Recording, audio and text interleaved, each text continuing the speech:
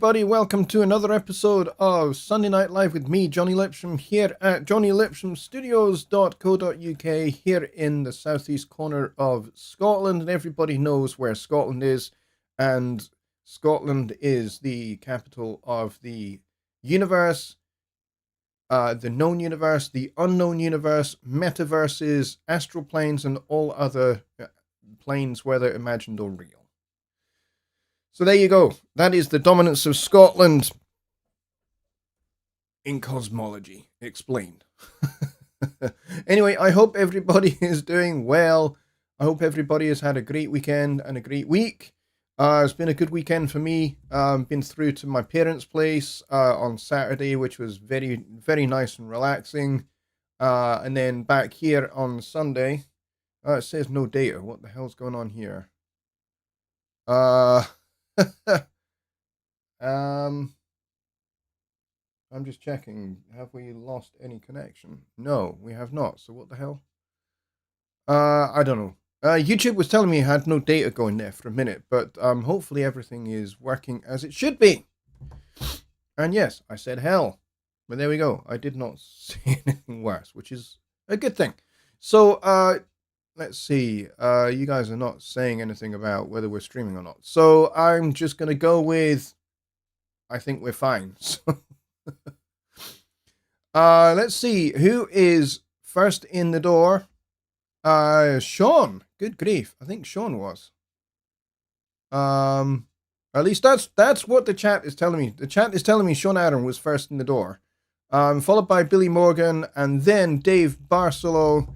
And Ron Figura, Stephen Watson is here, John Hawk is here as well, Jay Feliciano is here, hello Jay, good to see you mate, and Rich Cresswell is here, Tony Cardona is here as well, and Kyle Traduziak is here, and Don Oliver is also here, and of course Chris Manrackner is here, and Tony Stringer and Just Bob is here as well, and Gardner99 has just walked in, which is cool. So yes, I hope everyone is doing well and has had a great week. I know I kind of said that already, but I think we weren't. I think maybe we lost our stream for a second there. So I don't know whether that was heard or anything. So tonight is Sunday Night Live, and for those of you that are new to the show, hello Danny Taylor. For those of you that are new to the show, basically this is the show where you can ask your questions about Studio One and PreSonus hardware products as well, and maybe even we'll talk about a little bit of Notion as well, which is always a good thing to talk about. Notion is kind of more to do with composing, so you know, Notion questions I tend to keep reserved for the Songwriting Simplified show, which is on a Wednesday at the same time. So this show is more about Studio One, and if you have questions about using Studio One, features in Studio One, or if you have questions about recording, mixing, mastering, and anything to do with that broad subject, then please do get them in the chat. If you are new and you are just watching and you have not subscribed yet, but you'd like to ask a question, you need to subscribe first. That's the first thing you need to do. So please hit that subscribe button. We are marching towards 5,500 subscribers. We're not far away from that little milestone, which is great. But I want to get past that, and I want to get towards 6,000 subscribers, and then from there the next goal is going to be 10,000. So yeah, I would like to get to 6,000, so I need your help to do that. So if you know people for whom Sunday Night Live or Songwriting Simplified would be of great help to them, then please let them know about this show. Share this show, you know, do all of that stuff. Please hit the like button if you like what I do. Subscribe if you have not subscribed yet. Hit the notification bell and all of that fun stuff, because if you hit that notification bell, then you will get notified about other videos that are coming. And there are a bunch of videos that are coming that I have been furiously working on. I'm just trying to move my chair in. Hang on a second. that I've been furiously working on developing over the last several weeks. So there are a lot of videos that are going to be published very soon. Not going to tell you about those because I don't want to give the game away. I want you to be surprised by the content when it actually gets posted up. So yeah, so that's what I've got going on here. We've got 16 people in the room, and we've got 10 likes. It'd be nice if we kind of balance that up a little bit. So if you're watching, you haven't liked yet, then please do. It helps me a lot if you do that. We have 2 questions so far. Neither of them are specific to Studio One, although the second one is a little bit more specific to Studio One. But the first one is not necessarily. It's a little bit more of a kind of Wednesday show type question, but I will take it just this once. And that question comes from David Barcelo, who says, what is your opinion of conducting scores? Tell us about it, please. I find it very interesting how tempo is kept, as well as long or short, which I'm not sure what that means. Conducting is pretty complicated. I mean, this is not really DAW related at all. But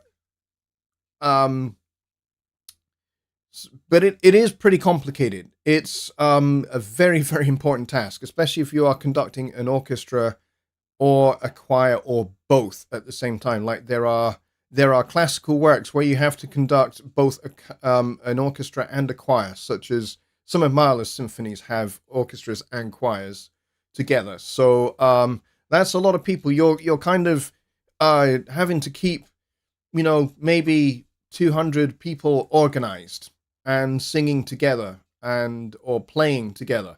So, keeping time and beating time is one small part of the job. So, there are various different ways in which you beat time for a start. And I have this very handy little drumstick pencil, which will serve as my baton. It used to matter a lot whether you conduct with your left or your right hand, but nowadays it doesn't really matter. And actually, there are some conductors that don't use a baton at all. But, under lights, and if you've got a lot of people, a baton is a good thing because it's easy to see. Whether you're at the back of the choir or the orchestra, or whether you're near the front, a baton is easy to see. And the baton really is used for keeping time. And so the most important thing is the downbeat, because that is beat 1 of the bar, whatever the time signature is, or the tempo. The downbeat is the most important thing, and the upbeat, which means the beat before it. So if I'm beating in 4, then the most important thing is this last upbeat, because that's beat 4 and then beat 1. Everything else, you can kind of do what you like, but there are established motions that you make with your baton that every orchestra member or choir member will recognize and will know. And so you will see some conductors who are very explicit about keeping time, and then there are some that aren't. But the most important thing is the upbeat and the downbeat. So if it's 4/4, then it's 1, and then across towards your body for 2, away for 3, and then up for 4, and then down. So you need to make this up and down quite strong, quite an obvious motion. Everything else is kind of open to interpretation. And so if you're beating in 3, then you're going to go down, out, and up. So down, out, and up for 1, 2, 3. I mean, there are some that will go down, in, and up, down, in, and up. It doesn't really matter so long as you're kind of drawing this kind of triangle in the air. And again, the upbeat and the downbeat, those are the most important things. And then there are other time signatures where there are variations. Like sometimes, like for 5, for example, you go 1, 2, 3, 4, 5. So you have to do like a couple of extra outward movements. So we go 1, 2, out, out, up. 1, 2, out, out, up. But again, it depends upon the tempo. So if the tempo of those 5 is really fast, then you're probably not going to do that. You're probably going to you're probably going to beat out what we would call a halftime feel. So you go 1, you probably beat it in kind of a sort of like almost like beating two beats, except the second beat will be longer. So you go 1, 2, you 1, 2, 3, 4, 5, 1, 2, 3, 4, 5, 1, 2, 3, 4, 5, 1, 2, 3, 4, 5, 1, 2, 3, 4, 5, 1, 2, 3, 4, 5. So there are pieces by Holst and other 20th century composers who it's in 5 and it's a fast 5. So that would be how you would beat that. And then what does the other hand do? The other hand does a lot. The other hand basically controls dynamics. So your hand goes up to increase and your hand goes down to decrease. And then you're also going to give cues to different parts of the orchestra or individual members of the orchestra to make sure that they make their entries on time. So dynamics, cues, and so the left hand does quite a lot, but also the left hand kind of conducts the phrasing as well. And then there's the whole body language. So if you want everything to be soft and small, you make small movements. If you want everything to be big, you make big movements.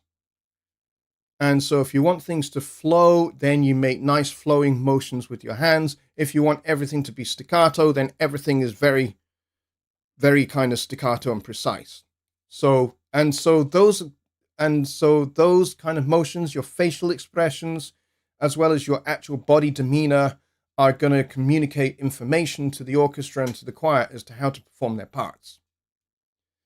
So it isn't just they play what's on the chart. They play what's on the chart, but they are guided in their interpretation of what's on the chart by the conductor, who basically he's in charge of bringing the whole sound together. So that's a little bit about conducting. I have conducted orchestras, I've conducted choirs, I've conducted big bands. Now, conducting a big band is very different than conducting an orchestra.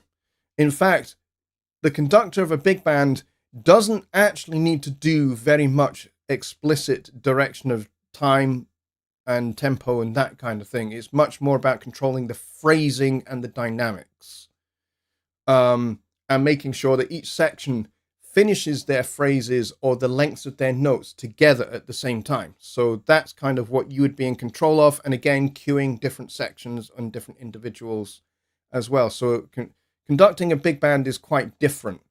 Quite often during like a solo section where you have, say, a tenor sax player taking a solo over a set of chord changes, the conductor basically probably will not do very much until the rest of the band have phrases that they are going to play to back the saxophone player, the saxophone soloist, in which case then he will kind of gesture for those. And but other than that, he probably will actually stop beating time altogether and leave that down to the rhythm section. So conducting, complicated, depends upon what you're conducting. Are you conducting a choir? Are you conducting an orchestra? Are you conducting a small chamber group? Are you conducting a wind ensemble? Are you conducting a big band? Another notable difference is if you're conducting an orchestra or a choir, you conduct ahead of the beat. You don't actually conduct on the beat. You conduct ahead of the beat. So quite often you'll see a conductor make a strong gesture and then the orchestra responds. The orchestra doesn't respond at the same time. Whereas if you're conducting a gospel choir or a big band or a jazz or contemporary pop group, then it's much more synchronous. So you are expected to beat time on the beat, not ahead of the beat. And then the band would be following you explicitly in that respect, rather than following behind. So that's kind of conducting in a nutshell. It's a good question, though. I quite like that one. Chris Mrackner asks, have you had an opportunity to try the Harmony Wizard yet? Yes, I have. I have actually temporarily uninstalled it, but I have had it installed, and I have actually full disclosure, I've actually been working with Lucas a little bit on helping him with it. I've been helping him alpha and beta test it, and also helping him with some other aspects of developing the software. So it's been very, very cool to work with him. And I know that there have been some other folks that have been able to alpha and beta test the Harmony Wizard. But yeah, it's been really great fun over the last several months. Actually, probably close. I've been involved in it probably close to a year with Lucas. And it's really, really, really good. And actually, it will help you a lot. I maybe want to kind of do a little bit more of an explanatory overview of the Harmony Wizard on Wednesday for Songwriting Simplified rather than tonight. Even though, yes, it is an add-on for Studio One. No, it is not going to be available as part of Studio One Plus membership. And no, it doesn't come when you just update Studio One 6 Professional. No, it is a paid add-on. You have to purchase it from harmonywizard.com. That's where you get it. And it's not a free add-on. You have to purchase it because Lucas has put a massive amount of work into developing it. So it is definitely not free. And neither, in my opinion, neither should it be, because the amount of work that he's put into it and the amount of time and dedication he's put into it. The other thing to bear in mind is that Lucas is a one-man operation. So he develops these by himself. And so when it comes to if you have technical support problems with the Harmony Wizard, it's not going to be like, making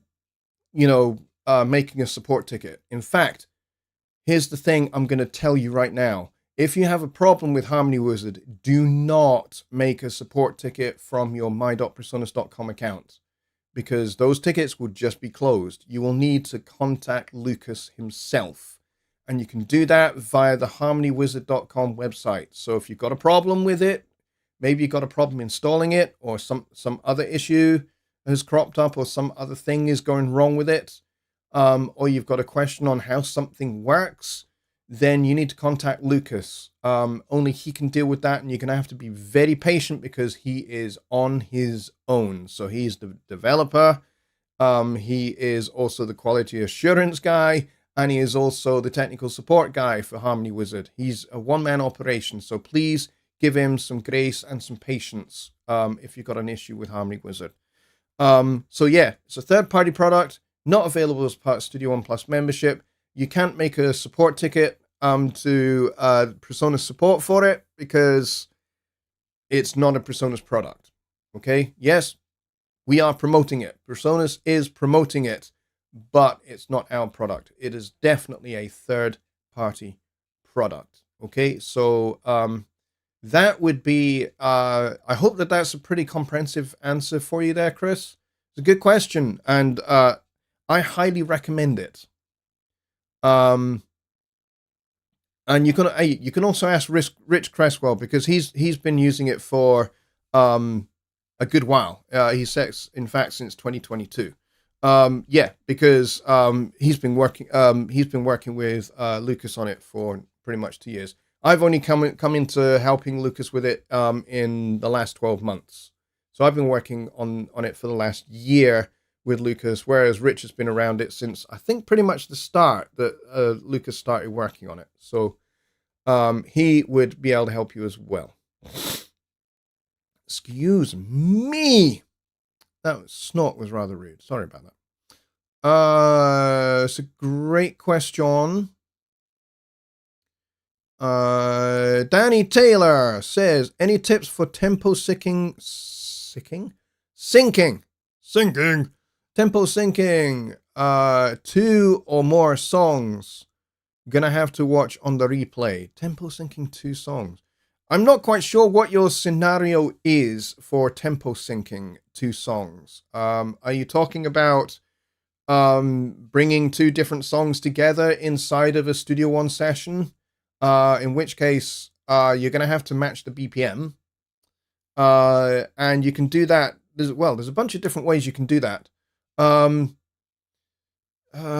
probably going to have to use the tempo track and do a little bit of tempo automation to and use time stretch is the other thing. Use time stretch. So, if you've got something that was recorded at 110 beats a minute, and that's the tempo that your session is set to, 110, and then your excuse me, and then your second song is maybe 120, then you need to make sure you've got time stretch enabled. And so long as Studio One knows what the file tempo is, the tempo data that was written to that file, if it has tempo data, then here's the thing. The second file with time stretch enabled will sync to your song's tempo pretty much automatically. Now, bear in mind, a tempo difference of 10 BPM or more, you may get some digital artifacting created by either the compression or the expansion, the stretching effect of time that you that has been applied to the audio for that particular song. So I'm guessing that that's what you're trying to do, but I'm not 100% sure, Danny. You're going to have to maybe email me. So if you go down to the website at the bottom there, jonnylipshamstudios.co.uk, and hit contact us, drop me an email, maybe give me a little bit more information, and I will reply back to you. I'll drop you an email back with a little bit more of an explainer. So if you could do that, Danny, that'd help me, because I don't just want to guess and end up kind of giving you wrong information because I'm guessing at what you're trying to do. Okay? Tony says, I've been exploring Sample 1 and have a question. How do you map different sounds across your keyboard? I've looked for answers watching videos, but no one has explained it. Now, the thing about Sample 1 is there's no way to map more than one sample across the keyboard at the same time. It's not necessarily designed for that. So, like, if you want to have a keyboard split, let's say you want to have one sample in the low end, another sample in the middle, and a different sample at the high end of your keyboard. That's not going to work in Sample 1. So you're going to have a bit of an issue with that. Let's go and create a new song, and I'm going to try and explain what I mean by this. So if we go over here to this new song, which I'm just going to very quickly set up, and I'm going to show you what I mean. So I'm going to have to grab some samples. Let's cancel that. And let's see. I might have to do a little bit of jiggery-pokery here. All right, so I've got Sample 1 open here. And there is this mapping option here. So let's let me think about how I'm going to achieve this. Let's maybe just record something, and we'll set this to input left. There we go. And I'm just going to record this. Hello.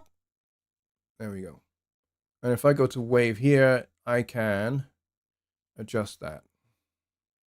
And then I can adjust that. And then you'll see that down here, you've got this little light here above the C3 key. Hello, hello, hello, hello. And then if I have to try and find that. Hello, hello, hello, hello, hello, hello, hello, hello. All right, so that's mapped to C1. But let's say we want to move that. So we go to mapping over here. And then what we'll do is we'll grab this, and I'm going to put this on. I'm going to put this on C3. Now watch this. So if I grab the end, or if I hover my mouse over the end, you'll see that it changes. So if I drag it this way and go down to C0, and then if I grab this end and grab this up to C7, now this will be mapped across my keyboard. Hello. Hello. Hello. Hello. Hello. Hello. distorting a wee bit. Sorry about that. Let's try pulling that down.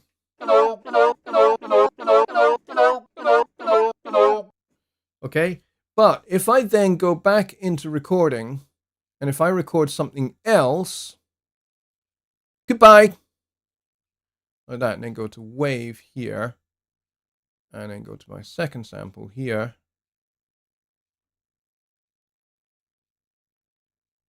And then if I go to mapping, now, see, the first one is on the top here. So, oh, maybe you can do this, and I'm wrong. So let's say we want to go, oops, I didn't want to do that. I want to grab the end here. Let's pull this back to here. And then let's say this, we move all the way up to here.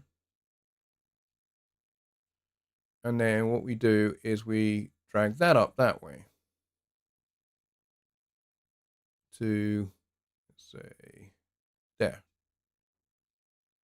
And then let's move that one that way. So now we should have a split point. Hang on, my mat. There we go. Hello.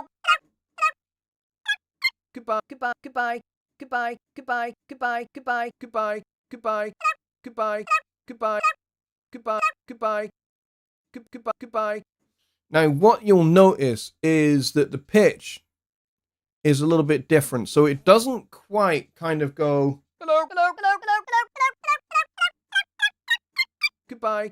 And now that's a completely different pitch. It doesn't continue on the same pitch. Okay, it's now starting goodbye at the original pitch that I actually said goodbye at. Okay, so it doesn't do that exactly. So I hope that kind of helps explain that to you. So you can map using sample one, multiple samples. I was wrong. So I said you couldn't. Turns out you can. So if I then roll this back to C4, then move this down. Actually, no, I want to roll that back to B3, then that to C4. So now, goodbye, goodbye.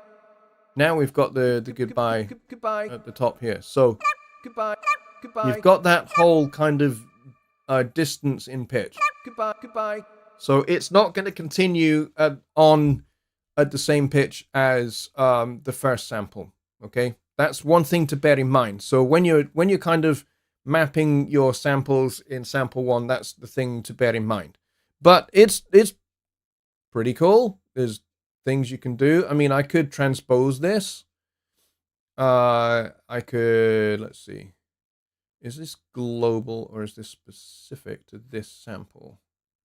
I'm not sure. Let's see what happens.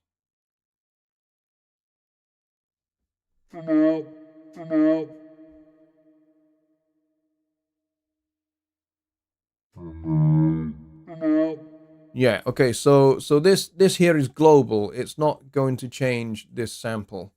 I can't pitch this sample up, unfortunately, on its own. That's kind of one of the things that you can't do, unless maybe I go into here and do it. No, those are global as well.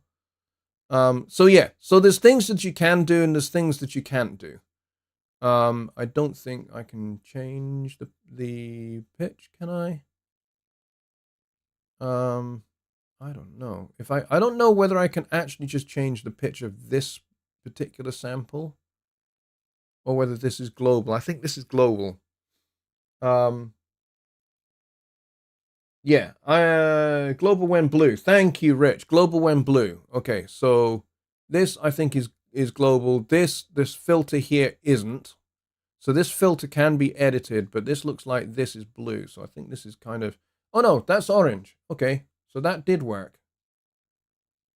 So if I now set that to 12, and then turn that off, maybe that will change as I get up to. Hello, hello, hello, hello, hello, goodbye, goodbye, goodbye, goodbye, goodbye, Okay, so then you can do that. That's okay. I'm 0 for 2 on sample 1. So you can edit the sample. You just click on this guy here and you change that to edit. And I think that needs to be like 24 or something.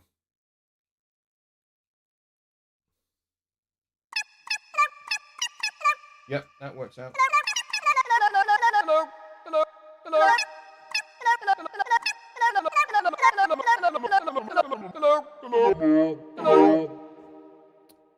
So that kind of works, surprisingly, even though I didn't think it would. So there you go.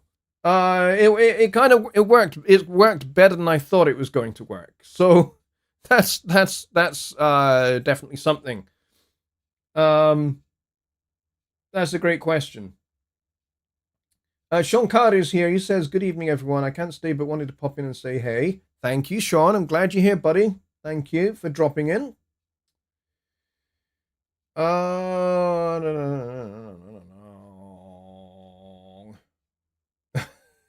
Tony says, "I thought the Harmony Wizard was cool, but kind of thought it was something AI could do, although it's still a marvelous piece of software. It can only AI can only do it if AI is allowed to do it within the software. There is, in that respect, no AI built into Studio One. So, yeah, that's why we have something like Harmony Wizard. Rich says, on the Wave tab, select follow song tempo. It truncates the length equally. Okay, let's go over here. And yeah, yes, that does do that.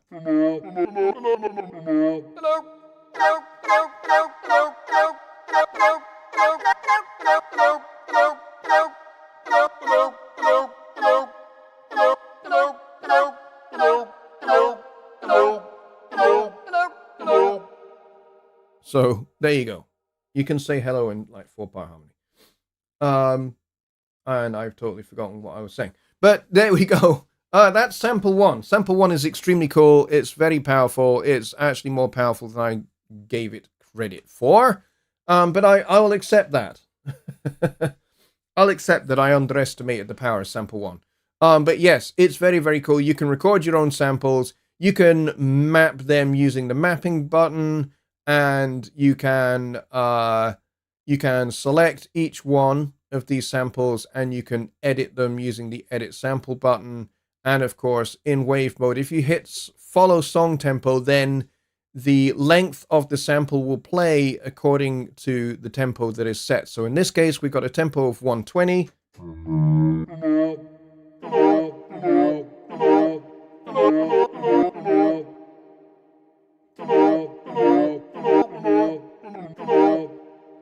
All right, so there you go. That's kind of how that works. And as you can see here, you can see the mapping laid out here, and you can see there's actually 2 different colors for the different samples here. So if I flip over to this one, you can see this sample.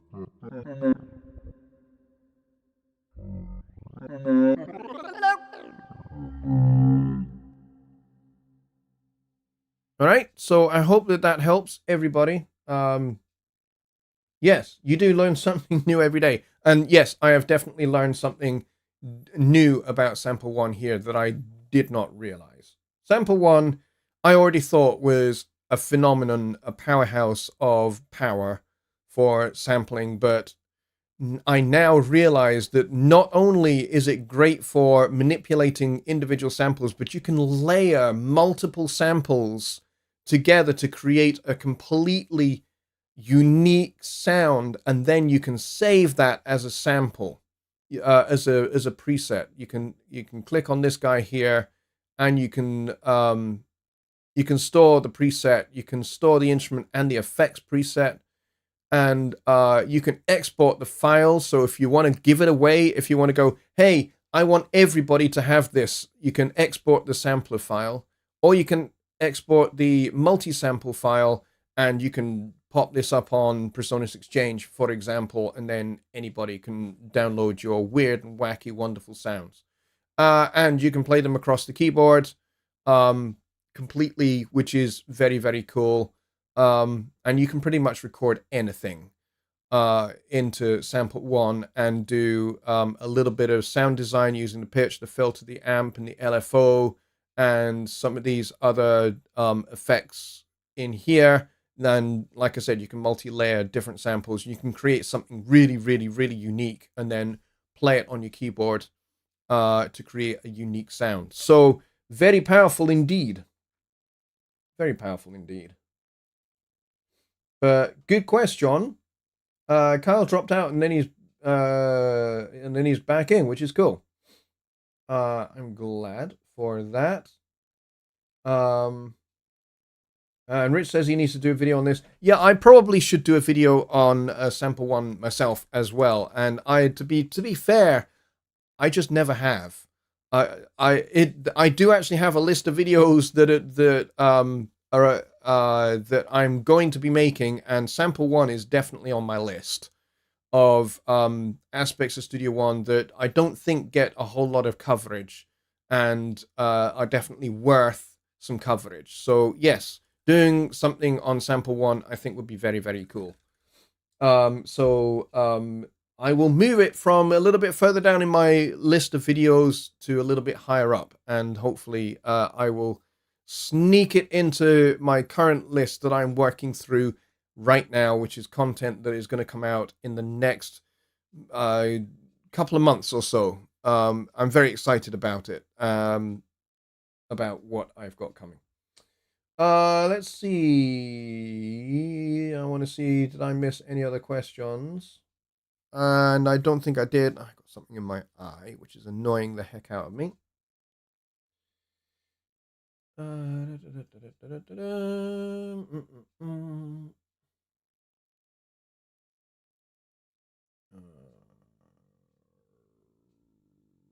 Peter Brooks is here and he says, Studio One Harmony Wizard. Yes, Studio One, the Harmony Wizard is fantastic. Developed by Lukas Ruzicka, and I highly recommend it. And I highly recommend that people going and getting it for sure, because it does a whole bunch of things. Even if you're really familiar with harmony and you're really, really familiar with how to write your own chord changes, how to write your own voicings and voice leading, and both at the top and internally, and also at the bottom.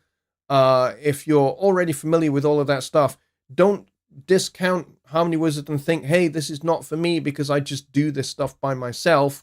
I'm one of those people. I don't need a Harmony Wizard in that respect. But Lucas has thought of that already, and he's developed a whole bunch of things as part of Harmony Wizard that will make doing orchestrations a lot easier. You know, even if you're doing mock-ups for something else, like, for example, I occasionally do mock-ups for some orchestral things that may be required for things like TV commercials. I write music for TV commercials fairly regularly because, hey, it's a fun job to do, and you get a decent check out of it.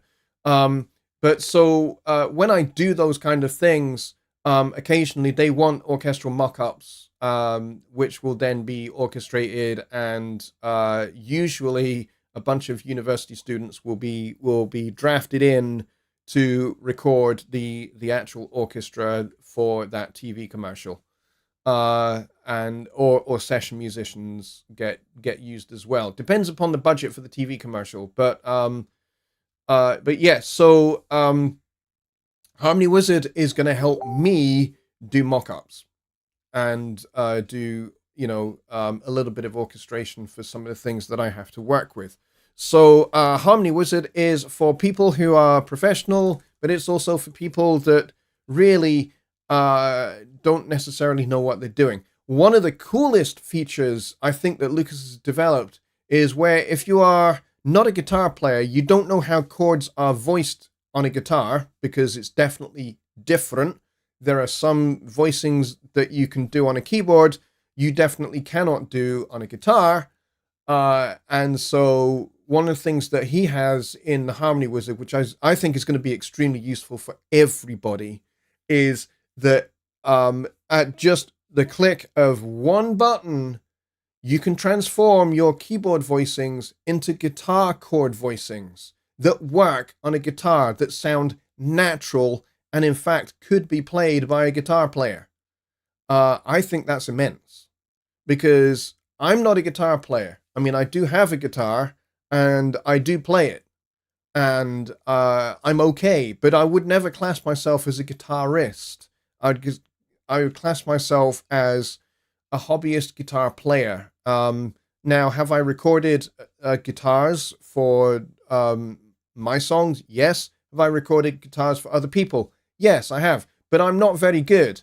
I have certain things I can do and certain things that I cannot do on the guitar. I would never say that I have like professional standard guitar chops. I don't. I really don't. I'm probably a little bit above amateur at best.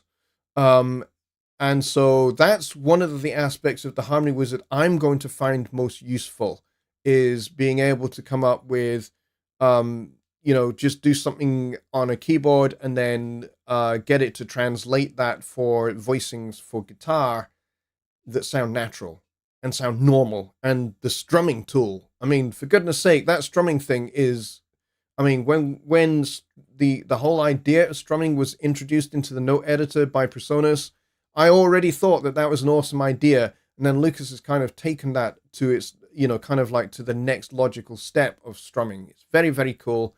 And it's going to make doing guitar parts pretty cool and hopefully make them sound much more natural than I would make them, because I would use keyboard voicings, and, most keyboard voicings you cannot do on a guitar.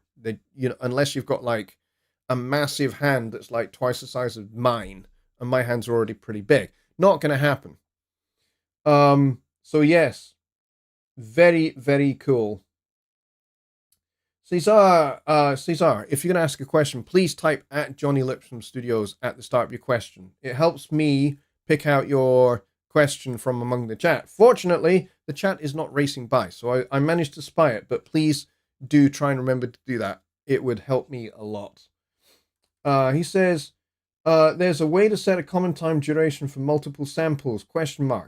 For example, I have a 1 second sample. If I play 9 tones up, sample 1 changes the pitch and stretch of the sample for 1 second duration. That's where making sure you have the follow tempo set. Okay, so if you have this button here pressed, then if your song is 120 beats a minute,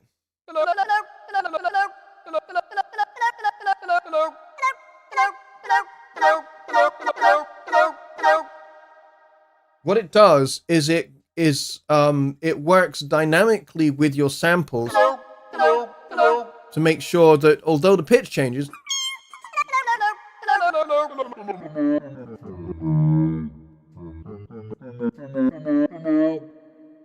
it makes sure that yes, the pitch does change,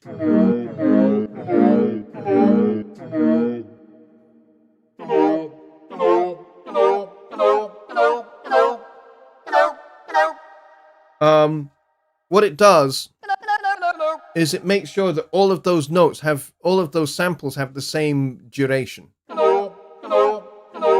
So that if you're playing a chord, they all have exactly the same length.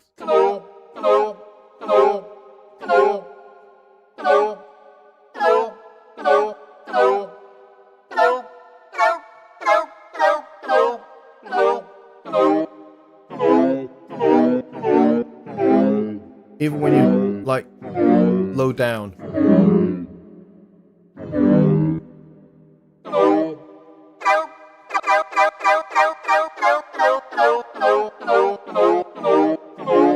They all sound nice and unified together. So it makes that aspect of it nice and easy. Now, if I turn off the follow tempo, watch what happens.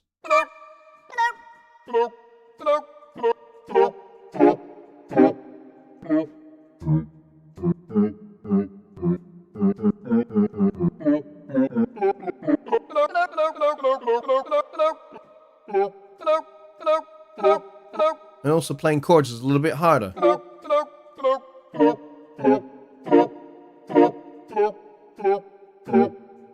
Okay, but if you have that engaged, it's a little bit easier. All right. But you notice how without it engaged, the slower sample, like this one, and this one, see how they're not together? One is starting and finishing before the other one. But if we hit this guy,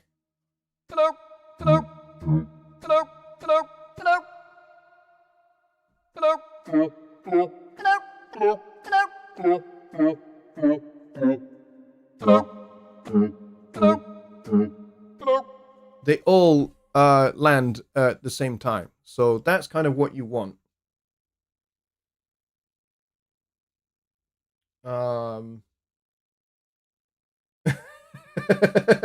Chris, that's hilarious. I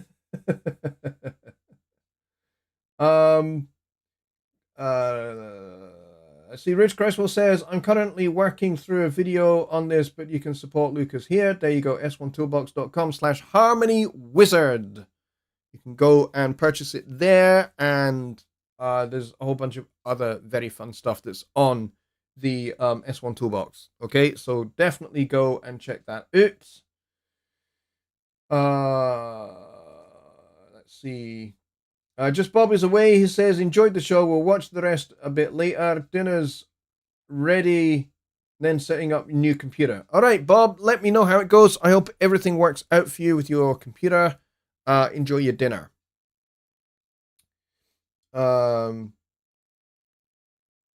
Cesar says, I'm on mobile phone. It's hard to quote here. Yeah, well, you just managed to achieve it because I saw my name come up in red. So thank you for that. Tony says, Gregor says in his video on Harmony Wizard that this program is for those who know music theory and those of us who only know the A minor scale like himself. Yeah, Gregor's very funny. Actually, Gregor knows a little bit more music theory than he lets on. But he also likes self-effacing humor, much like I do as well. But yes, it is, the Harmony Wizard is for anybody. It really is for anybody, whether you are a musicologist like I am, or whether you are just, somebody that noodles around with a keyboard and would like to make chords and orchestrations and, do things that sound orchestral, but without really having a whole lot of the training and the understanding of how voice leading and orchestration actually works. Harmony Wizard is going to give you a head start and help you turn, something that's a little bit rough and ready into something that sounds pretty cool, actually. So definitely I would recommend it very, very highly. And in fact, I would suggest that everybody that is watching this show right now goes to s1toolbox.com/harmonywizard and goes and purchases it right now. Not just because I'm telling you to do it, but because I think you will benefit immensely from that. And actually, so will Lucas. Lucas has put in such a lot of work into this, so it's definitely very well worth getting. And I think, anybody that makes music will find Harmony Wizard really, really useful. There's a whole lot of stuff on there. It's not just that it has like actions in the action menu, which it does in the note editor. There's a bunch of action menu items that are there, but there's a whole macro toolbar that comes with it as well. So, which would just make doing things incredibly easy, both in the arranger view and in the note editor as well. So definitely worth checking out. All right, we got a few minutes left. Chris Marek says, any more info on the challenge? The challenge will be unveiled and launched on, when did we say it was going to be, Rich? I think it was going to be, let me see. I'm trying to remember when I said that we were going to do it. I think I probably said September 7th, which would be stupid because that's a Saturday. That's probably me just like not getting my dates right at all. So September the 4th is, in fact, the first Wednesday of September. So I think that's probably when we should do it, which is going to be not this Wednesday's show, but next Wednesday's show. So not the one coming up in a couple of days, but the one after that. Okay? So not this coming week's Wednesday Songwriting Simplified show, but the one after that will be when we launch the Halloween challenge. Why are we gonna give you that much time? Well, we just want to give you a decent amount of time for being able to get this challenge done. And so we should, if I've got my timings correct, and I'm pretty sure this time I have got my timings correct, but I'm pretty sure that we should be able to do announcing winners and all of that, the grand finale show for the Halloween challenge actually on Halloween itself, because the dates fall very favorably this year. So it's like the day before. I think it is. It's it actually works out really, really cool. For me here in the UK, it's gonna be midnight on October 31st. Which is going to be very, very cool. So for you guys in the United States, it will be 6 p.m. on October 31st. Sorry, October 30th, not the 31st, on October 30th. So that will be the show where we will unveil who has won, and you will need to have your works completed by let's see, the 27th. All right, so Sunday 27th will be the closing date. So you need to have your piece submitted by then. But more details will be announced on the 4th. Okay, on the 4th of September. On the Songwriting Simplified show for that night. We will unveil all the details, like all the parameters, all the stuff that we're going to provide you with that are going to help you get a piece of music made, and we're going to actually give you a load of stuff. And it's not just going to be one contest, it's going to be like a couple of different elements to the contest as well for different people. So we're going to make this a little bit more open, a little bit more holistic, if you like. So it's not just strictly a songwriting challenge. So there will be other elements and other aspects to it as well. It's going to be really, really cool this year. I'm very, very excited about it, and I'm pretty sure you guys will be as well. Rich says 3 prizes up for grabs this time. Exactly. 3 prizes up for grabs. So, yes, we will be starting very soon. I'm very excited. Oh, I think I've worked out why I said the 7th. It's because the Sunday night show is on the 8th. That's probably why I said the 7th. But that's okay. I've bought you a little bit of extra time for getting it done. So you've basically got, I think, around about 7 weeks from when we launch to when you have to have it completed by. So that's kind of being generous, actually. So let's see, what else do we have here over in the chat?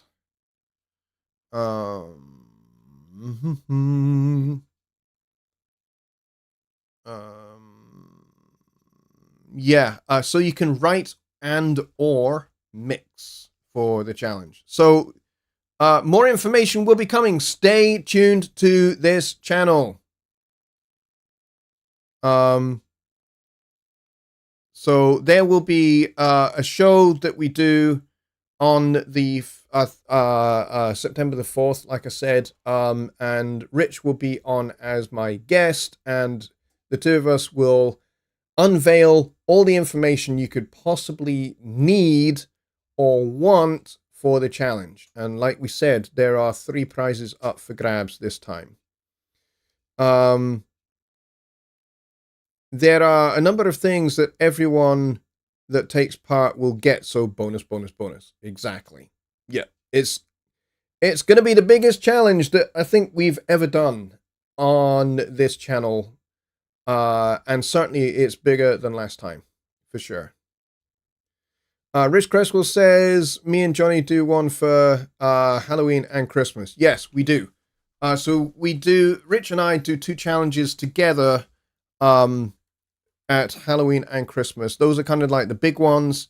And then there are other smaller challenges that we do throughout the year that are not necessarily, prize orientated, but they are designed to help you apply the things that we talk about and we teach here on the Songwriting Simplified show. So the Songwriting Simplified show is educational, it's entertaining, so I guess it would be edutainment, maybe. It's contemporary, it's relevant, it's educational, it's entertaining, so I guess it could be edutainment, and I guess it could be contemporant as well. Relevant, contemporary, contemporant. There, I think I've just made up a word. Yes, Tony, all of that information will be coming. Don't worry. You will find out exactly what you need to do to fulfill the criteria for winning a prize. Okay? All of that will be provided. And it is, like Rich says there, it is technically the easiest challenge yet. Not only have we made it bigger and better, we've also made it a little easier too. So it's going to be good. I'm very, very much looking forward to it. And we have lost a whole bunch of people. We did have like 24 people in here. Now we've got 14. So we've lost like 10 people. So maybe those 10 people got bored me talking about the songwriting challenge. But it's a big part of what I do here on this channel. And I know I try and keep this show Studio One. And I try and keep Wednesdays to do with songwriting and stuff. But, these are big events in the Jonny Lipsham Studios calendar for the channel. So it's going to be very cool. I'm really looking forward to it. And I'm looking forward to hearing what you guys come up with. And I will be doing a piece of music as well. It'll be instrumental like the last one was. So I'm very excited by the prospect of what we've got lined up for you to accomplish the challenge. It's going to be great. And with that said, folks, we are sadly out of time again. Man, this show goes by so quickly. It's a little bit annoying. But really, I can only do like an hour-long show. So thank you very much, everybody, for watching. Cesar says, one cool challenge, take this vocal line, do the rest. Yeah, I kind of like that as an idea. We will give that some thought. Thank you for that. Appreciate it. So with that said, folks, thanks a lot for watching. Thank you for your likes. I appreciate them a lot. And I will see you on Sunday for Sunday Night Live. No, not Sunday Night Live. This is Sunday. I'll see you on Wednesday for Songwriting Simplified. I'm trying to do way too many things at the same time, and I'm not very good at multitasking. But I've been doing this show so long now that you would think that some of these things are just autopilot, that I should have things all set and ready to go. But I don't.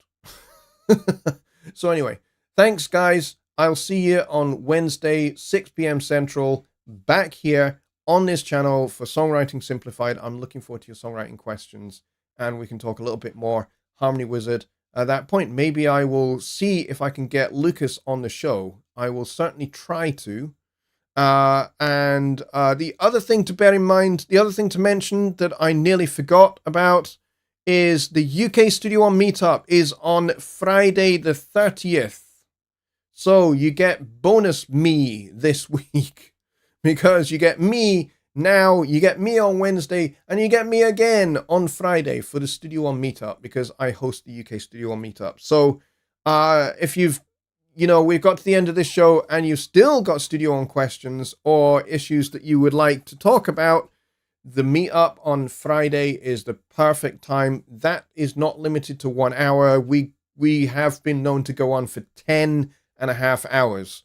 In fact, nearly 11 hours, actually.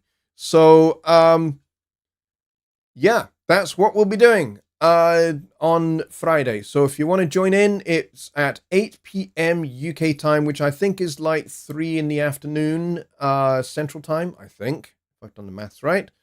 But it's either 2 or 3 o'clock in the afternoon, but kind of don't worry too terribly much because, like I said, the Studio One meetup has been known to go on for like nearly 11 hours. So I think we currently hold the record. Rich has provided a link to that, so at the bottom there. So make sure you bookmark that link for Friday, and I will see you on Wednesday for Songwriting Simplified. Have a good night, everybody.